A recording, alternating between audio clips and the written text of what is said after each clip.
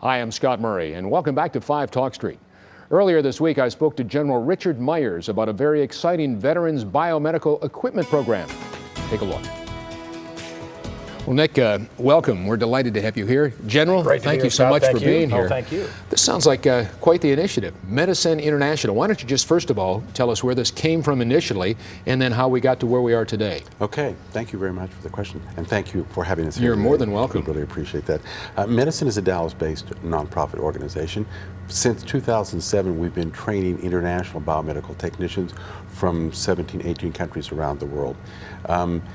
This year, we received certification by the oversight boards, and we decided to bring our skills and our experience to the United States, to a domestic program, and we reached out to General Myers, thinking that this would be a great opportunity for us to offer these skills and opportunities to our U.S. veterans.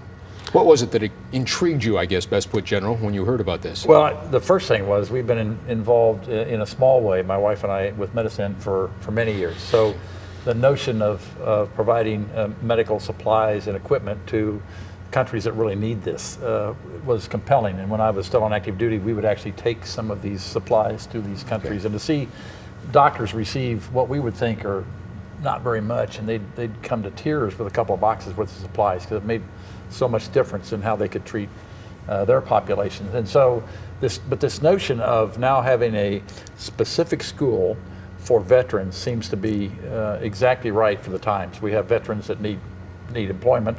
This is really good employment. Salaries are really good coming out of this kind of school. So it was a marriage that was just bound to be made. And I guess the other thing is this confluence of the fact that this is a growing career field in the biomedical technician. Yeah, you talk about the occupation, one of the fastest growing around. Absolutely. And how great that is worldwide, for our worldwide. Right. And so the population needs people like this. Veterans bring, integrity, leadership capability, loyalty, discipline to whatever they're going to do. And a lot of them have been trained in technical fields, which should translate, I think. Very good pretty point. easily, yeah. Very good point. Tell us some of the things that they would have to go through when they come to the school. Well, they go through a very intense electronics program. That's the basis of all biomedical equipment. Then they go through 4 to 5 months of 5 to 6 days a week, 8 to 10 hours a day, and so in deference to General Myers, we call it the boot camp. They have hours. I think they feel like it's a boot camp. They feel like it's a boot camp. Well, it sounds pretty intense. It's a very intense program. Well, we've condensed 2.5 years of technical training into 5 or 6 months. That, by very nature, is a very, very intense program.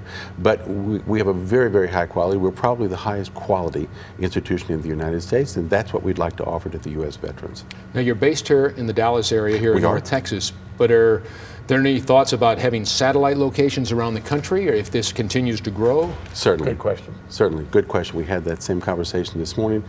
In the first year or two, we would like to pilot the program.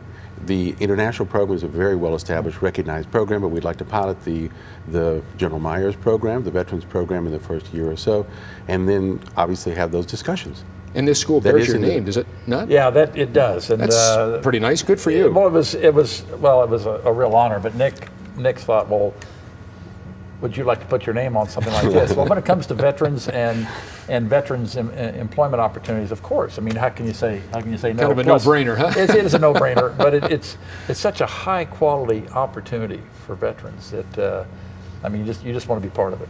As you look back on your incredible career, you see where we are in 2013. It's hard to believe it's been a dozen years since 9/11. Right. You came on board shortly after that. We had Katrina and even the tsunami in 2004. It's hard to believe that's almost a decade ago. You were involved in all of those. How has just the total, I guess, overall structure of how we deal, the dynamics, I guess, best put, of how we deal with what we have in our world today versus what it was like pre-9/11?